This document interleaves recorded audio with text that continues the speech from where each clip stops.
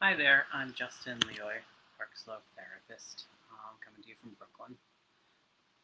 At St. Eugene's School in Yonkers, there were two seventh grade homeroom classes that you could be assigned to. There was the class with Mrs. Amorosa, the science teacher, who was fun, laid back, personable. She even rang the physical bell between classes so we'd know when to go to the next room, and I admired that power. But I was not placed in Mrs. Amorosa's class. I was put with, we'll call her Miss Blanchard. She was the new teacher. She didn't know us, we didn't know her, and she was trying way too hard to be liked by us. You know, that type of teacher. She had these huge red glasses, and she was a religion teacher too. She should tell us stories about how she'd be reading the Psalms in the park while bees would collect on her leg. And at the time, we didn't think that was badass. We just thought it was weird, and I thought it was pretty dangerous. And I didn't want to be seen one-on-one with Miss Blanchard. I was already an unpopular, awkward, lonely 12-year-old. But because I didn't have a lot of friends, I never really wanted to go outside with others during recess. Also, recess at St. Eugene's was basically taking place in a parking lot. So I would often make an excuse to stay in the classroom when I could after lunch, to read, get a jump on homework. I was also pretty nerdy. And Miss Blanchard was often there too. On this particular day that I'm thinking about, I had been worrying. Now, I spent a lot of my childhood worrying. Spent a good deal of time making sure that I was hiding how worried and anxious I was all the time. And usually I did a damn good job at hiding how scared I was. It's even been confirmed, as I've heard from kids that knew me years later, that I came across as pretty judgmental. It seems to be how I hid my vulnerability, just finding fault with everyone else. Well, on this day, there was a conversation with Miss Blanchard, who brought up the thing that I was most worried about: high school.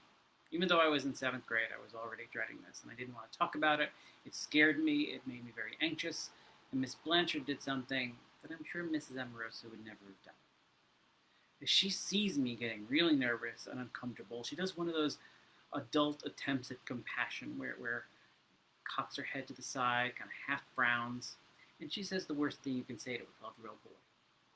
She says, "Justin, it looks like you're about to cry." And it took less than a second for shame to just fill me up, and all I could do to save face was to say with all the control I had that I was not crying. I was reminded of that a few years ago when I was at a funeral where a man had just lost his mother.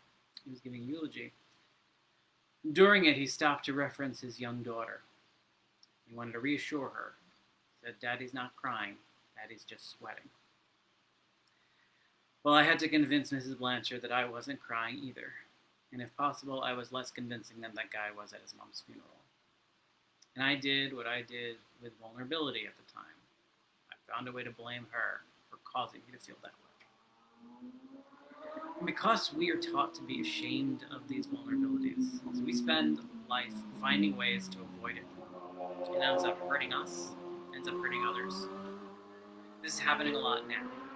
I'm talking to a lot of men, particularly white men, who are reading and talking about the death of George Floyd and the protests, and they're working hard to understand it and assess what's right and wrong, while avoiding all the pain, the rage, the sadness that many people of color are expressing. This still ends up harming us as well as other people. So when we step away from the feelings, we overthink and we intellectualize, and sometimes we even start to somatize. It's when our feelings become physical symptoms. As a kid, I remember being really inspired by Jack McCoy from Law and Order. He was the DA. Didn't carry a gun, he wasn't getting into any fights, but he got in criminals' faces and he said, "Some version of you will not intimidate me." He didn't look scared, he didn't cry. He didn't show that he was worried about anything, and that seemed heroic to the teenage me. Of course, as a kid, I didn't realize that the character, Jack McCoy, was also an alcoholic, that he was also extremely unhappy. And he might have fooled himself, but he was plenty scared and vulnerable. He just didn't let himself know that. So this was an incredibly misplaced hero. And guys get a lot of these heroes. One of the first kind of Sopranos episodes has him talking about Gary Cooper, the strong and silent type and all that. But still, at the time, I wanted the strength that Jack McCoy seemed to have. I wanted that invulnerability.